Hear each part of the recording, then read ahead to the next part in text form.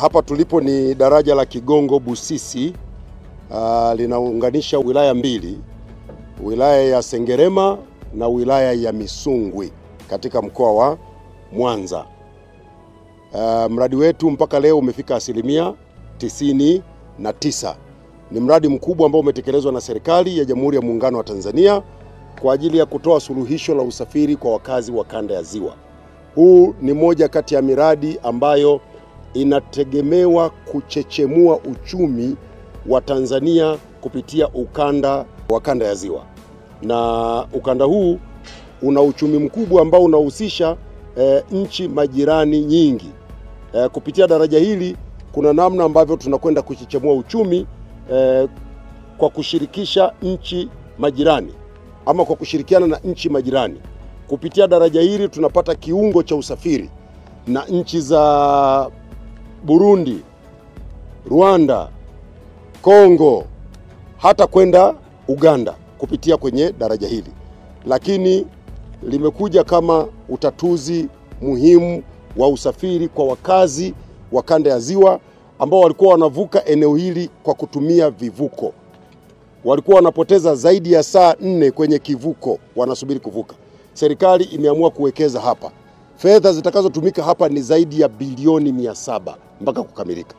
Na sasa hivi kazi zilizobaki ni ndogo ndogo za kuchora hizi alama za barabara, lakini pia kuweka maeneo ya kutenganisha kati ya watembea miguu na magari, lakini pia kule kwenye barabara ambazo zinaingia kwenye daraja na kwenyewe kuweka zile pavement, yale maeneo ya pembeni. Lakini kwa sehemu kubwa daraja limekamilika. Kinachosubiriwa sasa ni Mheshimiwa Rais kuja kufanya uzinduzi rasmi wa daraja. Ni jambo kubwa la neema. Nimeona niwalete hapa waandishi wa habari ili muone kazi kubwa iliyofanywa na serikali ya uwekezaji mkubwa wa daraja kubwa Afrika Mashariki na Kati. Daraja kubwa namba 6 barani Afrika. Ni moja kati ya madaraja ambayo nchi nyingi za Afrika zitakuja kujifunza. Hapa ni kama vile tumeunganisha kisiwa na kisiwa ni kupitia daraja hili. Kwa hiyo ni jambo kubwa. Naomba taarifa hii wafikie vizuri wa Tanzania na niwapongeze sana wakazi wa kanda ya Ziwa. Wamepata usuluhisho wa muda mrefu. Tuliowahi kusafiri hapa kabla ya daraja tunajua adha yake. Adha ya kusubiri vivuko pale. Na wakati mwingine magugu maji yanaweza yakazuia hapa kuvuka. Inakulazimu usubiri. Na daraja letu ni daraja ambalo litakuwa na uhai mrefu wa miaka 100. Uhai wa hili daraja ni miaka 100.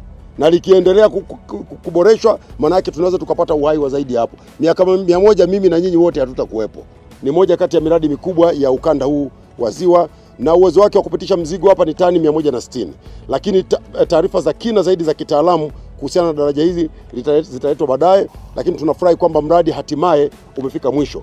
Nampongeza sana na kumshukuru sana Mheshimiwa Rais. Serikali ya awamu ya 6 wakati inaingia madarakani, ujenzi wa daraja hili ulikuwa 25%.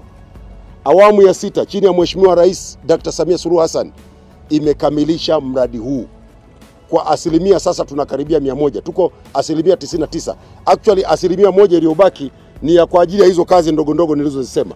Lakini kimsingi ujenzi wa daraja hili umekamilika.